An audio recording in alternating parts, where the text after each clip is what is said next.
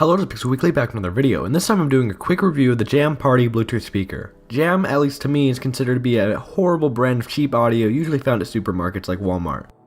Let's see if this 50 USD speaker can break that stereotype.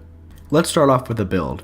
This speaker is made basically of only plastic and is rather light for its size. It only weighs 0.7 pounds and is 8.5 inches in length. It honestly felt very cheap to me. It didn't necessarily feel like it was going to break just by holding it, but it didn't feel like it could survive a drop. And for a speaker of this size, for only around 50 USD, I wasn't really expecting much build-wise. On the bottom of the speaker, there's a little foot that if pressed in, will actually fold out to project the drivers upward and outward. Personally, I don't think this helped much, but I wasn't in a very large room when I tested it.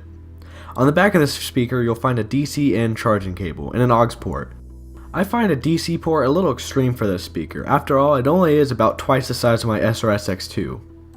On the top of this speaker are the play pause, volume up and down, and skip and reverse track buttons. There's a separate volume level for the speaker as well as the phone volume. So if the phone volume is all the way up, that doesn't necessarily mean the speaker volume is all the way up. While there is a silicone cover over both the aux port and the charging cable, this speaker isn't water resistant as far as I know, but I wouldn't want to test that theory.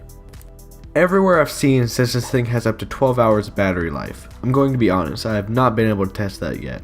It also has Bluetooth 2.1 and a handle that pops out for easy on-the-go usage. On the back there's only one passive bass radiator, with the port on the opposite side being fake. This will help with bass volume and quality. Even though it's not 2, 1 is better than 0. But none of this matters if the speaker doesn't sound good, and let me just say, for only 50 USD, and the fact that it has the name Jam on it, I wasn't expecting much. Surprisingly, it actually sounds pretty good. There's a bit more low end than I expected, and the sound overall is pretty balanced. There's no distortion at all until you get to the top 95% of the speaker's volume capabilities. And speaking of that, it's also really loud for its size. It's at least twice as loud as my SRS X2. Of course, don't expect amazing sound quality, it definitely isn't audiophile grade, but for a get together or just wanting to jam out, pun intended, it sounds pretty good.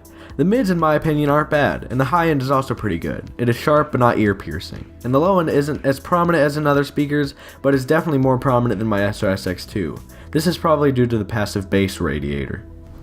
Overall, for only 50 USD, this is a really good deal. I wasn't expecting anything good to ever come out of Jam, but this really surprised me. For the same price, you can get the lowest end JBL speaker that is way smaller and, in my humble opinion, sounds a bit worse than this with less bass and more muffled sound.